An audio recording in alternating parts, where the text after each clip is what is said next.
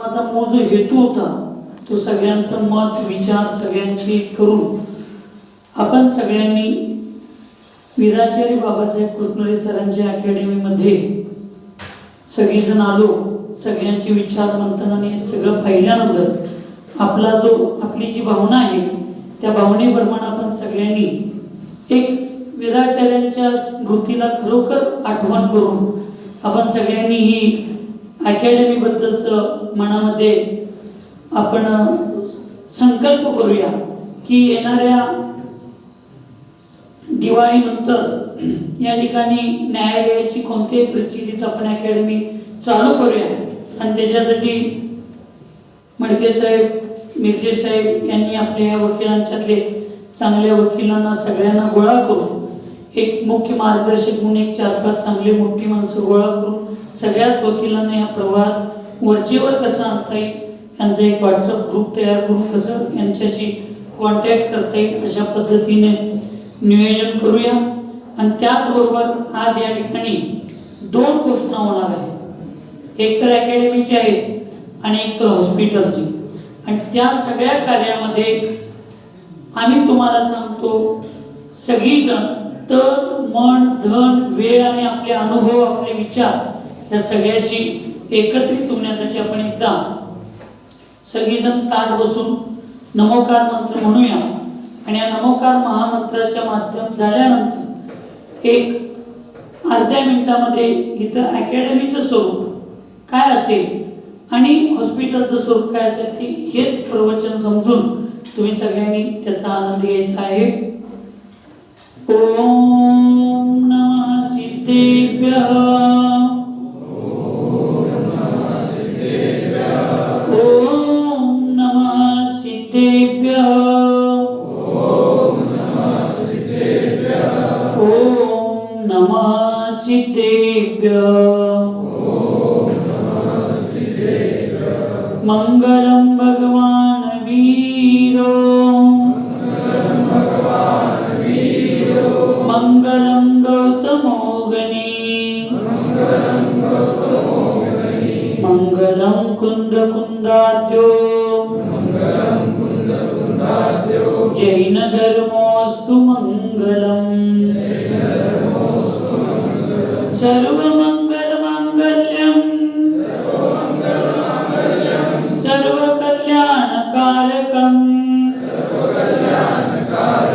प्रदानं सर्वधर्माणां जैनं जयतु शासनं वन्दे विद्यासागरं वन्दे सन्मतिसागरं जय बोलो पंचपरमेष्ठी भगवान की जय. आता जे आपण प्रशासनाची अकॅडमी इथं चालू केलेलो आहे याच्यामध्ये 32 विद्यार्थी आहेत. 12 विद्यार्थिनी आणि 20 विद्यार्थी. त्यांना रोज सकाळी नियमानं जसं मगाशी सांगितले की 5 वाजता सर किती वाजताही रात्री आले तर सकाळी 7ला क्लास चालू होतच होते. तशी मुलं रात्री किती वेळ अभ्यास केली तर या सगळ्यांना नियमानं सकाळी 5 वाजता उठण्याचा नियम आहे. 5 वाजता उठून हे सगळं आपल्या नित्यक्रिया आवरल्या तर 5:45 ते 6:15 नियमानं या ठिकाणी ध्यान प्राणायाम योगासनाचे अर्धा तास आध्यात्मिक क्रिया होतात. परत 1 तासभर अभ्यास करतात आणि मंदिरामध्ये जाऊन दर्शन करून 7:45 वाजता नाश्ता करतात. 8 वाजता क्लास किंवा स्टडी रूम चालू होते. 8 ते 10 वाजेपर्यंत स्टडी रूम मध्ये किंवा क्लासमध्ये अभ्यास करतात. परत 20 मिनिटाचा ब्रेक होतो. परत 10:15 वाजता क्लासेस चालू झाले किंवा अभ्यास चालू झाला तर 12 वाजेपर्यंत अभ्यास करतात.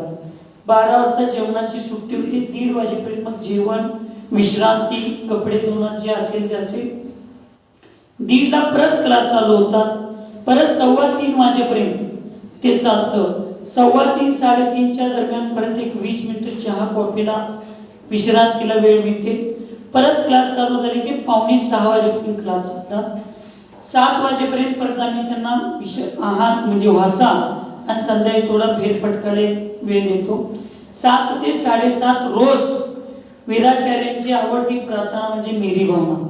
तसं मेरी भावना, सरस्वती स्तोत्र, 108 सरस्वतीचे जाप्य आणि आचार्यश्रींची आरती असा अर्धा तासाची प्रार्थना कार्यक्रम होतो.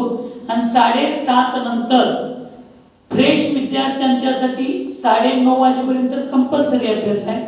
मग काही मुलं मुली 10, 11, 11:30 वाजेपर्यंत पण बसतात, पण नियमानं सकाळी 5 ला उठून परत अभ्यास किंवा आपल्या विधीला चालू करतात. ही आत्ताची प्रशासकीय ही यंत्रणा आहे. आणि याच्यामध्ये रविवारी मुलांना अभिषेक, मुलींना अष्टक आणि 1 तास मेरी भावनेवर महाराजी धर्म आणि प्रशासन त्याचा ताळमेळ घालून त्यांनी भविष्यात कसं चांगलं जीवन जगावं याचं एक मार्गदर्शन जर रविवारी 1 तास करतात. दुसऱ्या आणि चौथ्या रविवारी विशेष अधिकारी वगैरे बोलून त्यांना गेस्ट लेक्चर होतं. हे प्रशासनाचं आहे.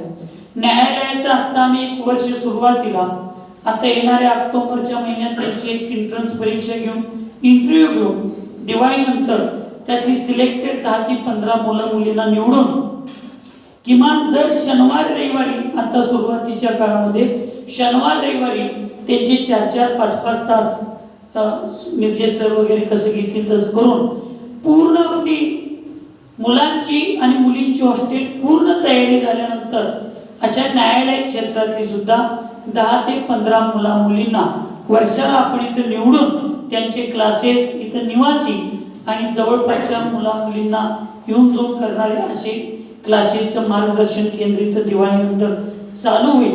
आणि त्यामुळं आपण सगळ्यांनी ह्याच नावावर, म्हणजे आता वीराचार्य बाबासाहेब कृष्णले सरांच्या नावावर जशी स्पर्धा परीक्षा केंद्र आहे तसं न्यायालय मार्गदर्शन केंद्र सुद्धा आज वीराचार्यांच्या नावावरच आपण चालू करायची अशी सगळ्यांनी घोषणा आणि आपण सगळ्यांनी असा एक चांगला संकल्प करूया. आणि त्याचबरोबर दुसरा संकल्प जो आहे तो संकल्प एक अर्ध्या मिनिटात मी तुमच्यापुढे ठेवतो. आज ह्या कोरोना किंवा आजच्या परिस्थितीमध्ये तुम्हाला धार्मिक चांगले तुमचे आई वडील किंवा प्रतिमाधारी आज पूज्य नियमसागर महाराज, अक्षय सागर महाराज, आचार्यश्रींच्या संघातले साधू किंवा अन्य संघातल्या साधूंच्या सुद्धा मार्गदर्शनानं बऱ्यापैकी आज समाजातली लोक व्रताच्या दिशेनं वाटचाल करत आहेत. आणि तसल्या ते मुसलमान व्हायला आणि रोजा महिना घ्यायला सगळी लोक व्रत नियम घ्यायला आणि कोरोना हे महापूरचा प्रकल्प जास्त प्रभाव व्हायला आणि त्यामुळे आजार वाढले. मग अशामध्ये काही साधू गेले, चांगले चांगले प्रतिमाधारी श्रावक गेले, श्राविका गेले. काही आम्ही ऐकलो, आम्ही नातेपुतीत होतो, आमच्या शिरोळ तालुक्यातल्या काही आमच्या वडीलधारी आजी लोक वगैरे दवाखान्यात गेला तर इंग्लिश औषध देतात, रात्री पाणी प्यायला देतात, जेवायला देतात, तिथं कांदा लसूण खावं लागतं, मंदिराचं दर्शन होत नाही. या भावनेमध्ये घरामध्ये नमोकार मंत्र म्हणत जीव दिला, पण त्याने आपल्या व्रताला कुठला दोष न दिला नाही. अशा परिस्थितीमध्ये आमच्या समाजांनी नुसताच चर्चा करून चालणार नाही, नुसताच आपलं मत मांडून चालणार नाही, काहीतरी करायला पाहिजे या भावनेतून. आणि आचार्यश्रींनी प्रामाणिकपणे मी माईकवर तुम्हाला सांगतोय, मला 12 दिवसामध्ये एकच धडा शिकवला. त्या पंथ आणि संत वादात काही पटलं नाही. आपल्या सांगली, कोल्हापूर, बेळगावचा जिल्ह्यातला समाज हा शेतकरी समाज, कुठली संस्था कुठली संघटना काय करते ह्याच्याकडे बघू नका, कुठले साधू काय करतात त्याच्याकडे बघू नका. एक श्रवण बेळगोळ आणि एक इचलकरंजीचं काम तुमचं समाजाला एकत्रित करण्याचं फार चांगलं काम आहे. आणि मला असं वाटतंय की सांगली, कोल्हापूर, बेळगाव जिल्ह्यात तुम्ही हे करू शकता. आणि समाजाला जसं तुम्ही प्रशासनचं केंद्र काढला तसे एक न्यायालय केंद्र आणि एक सेवा भावनेच्या आणि गोरगरिबांच्या परोपकारासाठी एक चांगलं आरोग्य केंद्र तिकडं चालू व्हावं अशी माझी इच्छा आहे. त्या दिवशी मी बोलता बोलता बोलून आलो, आचार्यश्री 3-4 वर्ष तर माझी ती शक्ती नाही, पण माझ्या शक्तीपेक्षा त्यांची इच्छाशक्ती प्रबळ होती. आणि कुठं तर समाजाचं पुण्य एवढं जवळ आलेलं होतं की त्याला काहीतरी निमित्त मिळालं. आज मी स्पष्ट तुम्हाला सांगतो, मी तर माझ्या पद्धतीने प्रयत्न करतोच. आणि माझं ब्रीद वाक्य तुमच्या माहितीसाठी सांगतो, my life my rules, my style my way. मी एकटा तर प्रयत्न करणार, किमान जंगलाला लागलेल्या आग विझवणाऱ्यांच्या यादीत माझं नाव नसेल, आग विझवणाऱ्यांच्या यादीत तर माझं नाव असेल. ती आग विझू दे अथवा राहू दे, हॉस्पिटल तयार होऊ दे राहू दे, पण ती भावना तर आमची 100% पक्की आहे. आणि भावनेचं फळ काय असतं हे सगळ्याच किमान शिरोळ तालुक्यातल्या लोकांनी वीराचार्य अकॅडमीच्या माध्यमातून बघितलंय. जग थांबलं होतं पण आमच्या अकॅडमीचं काम थांबलं नाही. आणि 1.5 वर्षामध्ये 3.5 कोटीचं काम जमीन विकत घेण्यापासून झालं. 3 कोटी समाजातनं गोळा झाले. 50 लाख रुपये आमच्या कमिटीतल्या 9 लोकांनी स्वतःच्या नावावर कर्ज काढलं, पण अकॅडमीच्या नावावर 1 रुपये सुद्धा कर्ज ठेवलं. हा अभिमान आहे मला. वीराचार्यांच्या बरोबर राहिलं का नाही राहिलं माहित नाही, पण वीराचार्यांचे विचार 24 तास आमच्या पदाधिकाऱ्यांच्या कमिटीच्या डोकीत आहेत. 40-45 लाख रुपये स्वतःच्या नावावर कर्ज काढलं, पण आचारसंहितेने सांगितलेल्या टाइमामध्ये अकॅडमी चालू केली. हे आमच्या पदाधिकारी सगळ्यांना चंद्रपूर सागर वाटतोय, पण चंद्रपूर सागर काही केलं नाही. लक्षात ठेवा, त्याच्या मागे या लोकांचा परिश्रम आहे. आणि म्हणून मी म्हणलो, आणि परत जून महिन्यामध्ये मला निरोप आला अप्पासाहेब पटेल की आचारसंहितेने त्यांच्या संघातल्या सगळ्या साधूंना कुंडलपूरला बोलवले. मनात एक रुकरुक लागली. काय नेमकं तब्येत सारखे बिघडायला लागले, काय आचारसंहिता वेगळा काय निर्णय घेतात का, काय आचारसंहिता वेगळं काय विचार करतात काय. आणि मग मला सांगा, जर खरे आपण गुरुभक्त असेल तर बोलण्यापेक्षा करणं फार गरजेचं आहे. आचारसंहिता गेल्यानंतर आज सगळेजण म्हणतात वीराचार्य असताना व्हायला पाहिजे होतं. काय तुमचं कोण हात बांधलं नव्हतं? करू शकला असता, उलट याच्यापेक्षा मोठं करू शकला असता, पण करायला पाहिजे म्हणून होत नाही. करायला पाहिजे म्हणण्यापेक्षा करायला आपण स्वतः सुरुवात केली पाहिजे. आणि म्हणून मी परत विचार केलो, आचारसंहिता जर एकदम काही निर्णय घेतले तर आचारसंहितेच्या नंतर हजारो कोटी रुपयाची तरी आपली संस्था झाली, काय उपयोग आहे त्याची. तर आपण आचारसंहिता आहे आणि ते जोपर्यंत आचार्य पदावर आहे तोपर्यंत त्यांचा आशीर्वाद घेऊन आपण पाया खोदायचा आणि पायाभरणीचा कार्यक्रम करून आचारसंहितेच्या तुमचे सुद्धा भले आम्ही शेतकरी असेल पण आम्ही शेतकरी सुद्धा तुमचे पक्के भक्त असून तुमचे स्वप्न पूर्ण करण्यासाठी आमची ताकद आहे. हे आचारसंहितेत आपण श्रद्धा दाखवणं हे आपलं परम कर्तव्य आहे. आणि परम ती तळमळ आपली असल्यामुळं मी त्याच दिवशी ठरवलो की या चातुर्मासात काही ना काहीतरी निर्णय आपण घ्यायचे. आणि कर्मधर्म स्वयंघन मोठे पटकांना मी बोलवलो, मत मांडलो, आणि त्यांनी सुद्धा एका सेकंदामध्ये 2 एकर, लक्षात ठेवा, ज्याची किंमत 1 कोटी ते 1.5 कोटी रुपये किंमत असेल, अशी 2 एकर जागा आज एका सेकंदामध्ये द्यायची. आम्ही पहिल्यापासून बोलतोय, काही जणांना वाईट वाटतंय, कशाला सगळं फुकट पाहिजे. मगाशी सांगितलं नेरले साहेबांनी, आम्ही 34% भारताला चालवतोय, आम्हाला भारताचं 3% कशाला पाहिजे. कशाला सरकार जागा द्यायला पाहिजे, सरकार पोटाला घातल्यानंतर जगायला पाहिजे म्हणून जगताय का बघूया. मी खाता पिता राहिला का बघूया.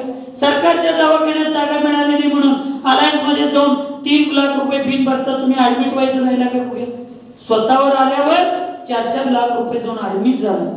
आणि 1-2 कोटीचं हॉस्पिटल बांधायचा निर्णय 10 वर्ष झाला आम्ही करतोय. तिथं करायचं आणि इथं करायचं. कशाला भीक मागत बसलाय. आपल्या ताकद आहे, आपल्यात हिंमत आहे, आपल्या गुरूंचा आशीर्वाद आहे, आणि आम्ही कुणाला भीक मागत बसत नाही. आम्हाला गरजच नाही. मी मगाशी सांगितलं, मागितल्यानंतर भीक असते, भीक मागता मिळतं ते दान असतं. आणि त्या नुसता मोठे पटलानं सांगितलं 2 एकर शेती आज दिले. आणि म्हणले महाराजजी, जर समाजानं तुम्हाला साथ दिली आणि तुम्ही सगळ्यांनी जर योग्य सेवा दाखवला, तिथं प्रोफेशनल व्यवस्था नाही दाखवला, निस्वार्थ लोकांना जर गोळा केला आणि खरोखर वीराचार्यांच्या विचारावर जर ते हॉस्पिटल चालवला, तर माझं 10 एकर शेत आहे, तुम्ही पाहिजे तेवढं कंपाऊंड वाढवा, मला काही विकल्प नाही, पण तिथं सेवाच भागवायला पाहिजे. तिथं पैसे मिळवण्याचा उद्देश असला पाहिजे. या भावनेनं त्या ठिकाणी कमीत कमी 15 ते 16 हजार स्क्वेअर फूटचं मोठं हॉस्पिटल होणार आहे. त्याच्यामध्ये 8,000 स्क्वेअर फूटचं आयुर्वेदिक हॉस्पिटल, संत शिरोमणी आचार्य गुरु विद्यासागरजी महाराजांच्या नावावर आपण मोठं आयुर्वेदिक हॉस्पिटल तिथं पंचकर्माचं तयार करणार आहे. परमपूज्य आचार्य बाहुबली महाराजांच्या नावावर ॲलोपॅथिक हॉस्पिटल ते 8,000 स्क्वेअर फूटचं कमीत कमी मोठं हॉस्पिटल तिथं तयार होणार आहे.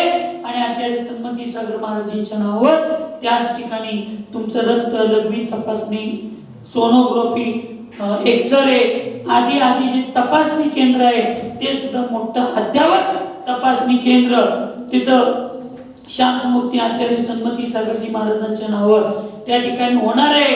आणि माझं तर राजोबा सर इच्छा आहे की आपण सगळ्यांनी मिळून प्रत्येक जैन समाजाच्या साधूंना जो निवेदन करायचं आहे, तुमच्याकडून आम्हाला काही अपेक्षा नाही रावदादा, फक्त त्या साधूंना जो निवेदन करायचं आहे, तुमची गाडी जशी वर्षातून 2 वर्षातून एकदा सर्व्हिसिंग करताय तसं साधूंनी फक्त आमच्या त्या हॉस्पिटलमध्ये तुम्हाला मंदिराची व्यवस्था आहे, तुम्हाला राहण्याची व्यवस्था स्पेशल आहे, तुम्हाला चौक्याची शुद्ध आहाराची व्यवस्था आहे.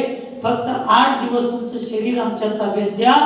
त्याला पंचकर्माच्या माध्यमातून पूर्ण त्या शरीराचं सर्व्हिसिंग करून आपण जर पंचकर्म 8 दिवस जर प्रत्येक साधूंचं माताजींचं केलं तर कुठल्या साधूंना 80% आजार आणि रोग होणार नाही. ह्याच्यापेक्षा मोठी वयोवृत्ती मला वाटत नाही मंदिर बांधून काय मिळणार. मला वाटत नाही मोठे मोठे मूर्त्या तयार करून होणार आहे. आणि ज्यावेळी तुम्ही हे साधूंच्यासाठी करचिला तर आपल्या सांगली, कोल्हापूर, बेळगाव जिल्ह्यातले सगळे प्रतिमाधारी लोक त्या ठिकाणी येतील. त्यांना आपण पंचकर्मची शुद्ध आयुर्वेदिक औषधाची तिथं ट्रीटमेंट देऊया. त्यांना खाण्यापिण्याची व्यवस्था करूया. कुठं तर इकडं तिकडं महाप्रसाद करण्यापेक्षा त्या व्रती लोकांना जेवण देऊया. त्यांच्यावर उपचार केलो तर एक साधू जगणं, एक साधूला जिवंत ठेवणं म्हणजे लाखो श्रावकांना जिवंत ठेवल्यापेक्षा पुण्य आहे. लक्षात ठेवा. आणि ते काम त्या आचार्य विद्यासागर आयुर्वेदिक हॉस्पिटलमध्ये होणार. आचार्य बाहुबली महाराजांच्या हॉस्पिटलमध्ये त्या ठिकाणी हे शेतकरी, गोरगरीब, कोणत्याही जाती धर्माची लोक असतील त्या लोकांना फक्त बाहेर जर 100 रुपये खर्च येत असेल तर आपण इथं 20 रुपये मध्ये त्यांना किमान 7-8 दिवसाचं ऍडमिट होण्यासारखं जे प्राथमिक आरोग्य केंद्र सारखं तिथं आपण व्यवस्था करायची आहे. तिथं डॉक्टर, तिथं 5 दिवस म्हणजे 5 ते 7 आयसीयूचे बेड, आयसीयूचे 10 बेडचे आपल्याला पुरुषांचा वार्ड, 10 बेडचा महिलांचा वार्ड, तिथं 8 संडास, बाथरूम, औषध. वितरक भैयांना मी बोलवून घेतलो. त्यांनी सांगितले महाराजी हॉस्पिटल चालू झाल्यानंतर किमान 50% औषध फुकट कसे येतील याचा प्रयत्न मी अकलूज म्हणजे सोलापूर आणि पुणे जिल्ह्यातनं मी आणून देण्याचा प्रयत्न करतो. महाराजी फक्त तुम्ही चालू करा, काही कमी नाही. सांगली, कोल्हापूर जिल्ह्यात औषध देणारे मोठे मोठे डिस्ट्रीब्युटर 60% जैन समाजाचे, मेडिकल जैन समाजाचे. तुम्ही आम्ही जर सगळा राग, द्वेष, ईर्ष्या, मत्सर सोडून नुसता मंदिरातल्या आतलाचा धर्म म्हणत न बसता त्या बाहेरचा सुद्धा सेवा आणि परोपकाराचा धर्म जर लक्षात घेतला तर तुम्हाला 16,000 नव्हे 1,60,000 स्क्वेअर फूटचं हॉस्पिटल सुद्धा तुम्हाला कमी पडत. एवढी लोक तुमच्या प्रामाणिकपणे प्रयत्न करायला पाहिजे. नुसता वीर सेवादल मधल्या सगळ्या डॉक्टरांनी मनावर घेतलं तरी सुद्धा इथं आपण फुकट हॉस्पिटल चालवी एवढा प्रयत्न असेल. म्हणून ह्याच्यासाठी 2-4 दिवसामध्ये परत एकदा लास्ट मीटिंग घेऊन ती जागा संस्थेच्या नावावर करून सप्टेंबर महिन्यामध्ये वकिलांची एक चांगली टीम, न्यायाधीशांची एक चांगली टीम आणि डॉक्टरांची एक चांगली टीम आणि आमच्या संस्थेची एक टीम असे 30-35 लोकांना संत शिरोमणी आचार्य गुरु विद्यासागर महाराजी यांच्या दर्शनाला जबलपूरला पाठवून त्यांचा आशीर्वाद घेऊन दिवाळीच्या दरम्यानच्या काळामध्ये आपल्याला हॉस्पिटलच्या पाया खुदाईचा कार्यक्रम करायचा आहे म्हणजे करायचा आहे. आणि माझं मत तर तुम्हाला राग येणार नसल्याचं बोलतो. येतील त्यांच्या सोबत, न येतील त्यांच्या शिवाय केलेलं हातात घेतलेलं काम पूर्ण करणाऱ्यांचं नाव म्हणजे ते चंद्रपूर महाराज आहे. तो वेलकम, मग गए तो बीडकम. मग आम्ही कारण तेवढा स्वाभिमान अजून मी लक्षात ठेवला. एक मिनिट बंद करते. नाही, पण त्या संस्थेवर तुम्ही फक्त एक वाक्य लिहून द्या करारामध्ये की या संस्थेवर 100% दिगंबर मुनी महाराजांचाच मार्गदर्शन अधिकार आणि शेवट निर्णय हा दिगंबर मुनी महाराजांचा असणार. हे एक वाक्य बोलल्यानंतर विचार करून येतो म्हणले आज 1.5 महिने ती व्यक्ती परत आली. काय आम्हाला दिगंबरांना कमी? तुमची मुलं गणपतीच्या नावावर महिन्या वर्षाला 10,000 रुपये खर्च करतात. फिरायला गेला तर तुम्ही लाख रुपये खर्च करता. प्रत्येक सांगली कोल्हापूर जिल्ह्यातल्या आणि बेळगाव जिल्ह्यातल्या जैन समाजानं फक्त वर्षाला 1,000 म्हणतोय. किती? घरटी 1,000 रुपये जर दान दिलं आणि तुम्ही सगळ्यांच्या जर गोळा केला तर असे एक नव्हे सांगली जिल्ह्यात, कोल्हापूर जिल्ह्यात, बेळगाव जिल्ह्यात 3 हॉस्पिटल तयार होतील. एक हॉस्पिटल करायचं काय घेऊन बसल्या? म्हणून मी मागाशी म्हणलो कोण करतात नाही करतात त्याला माहित नाही, पण तुम्ही जेवढे जण इथं आलाय तेवढ्याने प्रामाणिकपणे फक्त तुमच्या वर्षातल्या एका आठवड्याचा मिळवलेला फंड जर या संस्थेसाठी ह्या कार्यासाठी दिला तर नक्की संस्था गोळा होईल. ही संस्था तुमची आहे असं समजून तुम्ही सगळ्यांनी आपापले पाहुणे पै आपले आपले मित्रमंडळी या सगळ्यांना सांगून एक जी अकॅडमी आणि जे हॉस्पिटलचं स्वप्न समाजासाठी आहे. इथं ना कोणता पंथ आणि कोणती जात हॉस्पिटलमध्ये असणार नाही. सगळ्यांनी आपण मिळून करायचे आहे आणि म्हणून येणाऱ्या दिवाळीच्या वेळेला एक चांगलं हॉस्पिटल करण्याची शुभारंभ कार्य आपण चालू करूया आणि आपल्या समाजातील विविध संस्था संघटना आणि तुम्ही सगळ्यांनी जर सगळं मनातले राग द्वेष विसरून आणि तुम्ही सगळ्यांनी या वीराचार्यांच्या विचारांच्या चळवळीमध्ये सहभागी झाला तर नक्कीच येणाऱ्या काळात एक चांगलं हॉस्पिटल तयार होईल. ह्या हॉस्पिटलची आणि या न्यायालय अकॅडमीची नमोकार मंत्राच्या माध्यमातून आपण संकल्प करून हा कार्यक्रम शीतलदादांच्या सुमधुर आवाजामध्ये वीराचार्यांच्या आठवणीच्या माध्यमातून हा कार्यक्रम ची सांगता आपल्याला करायची आहे. सगळ्यांनी हात जोडायचा आहे.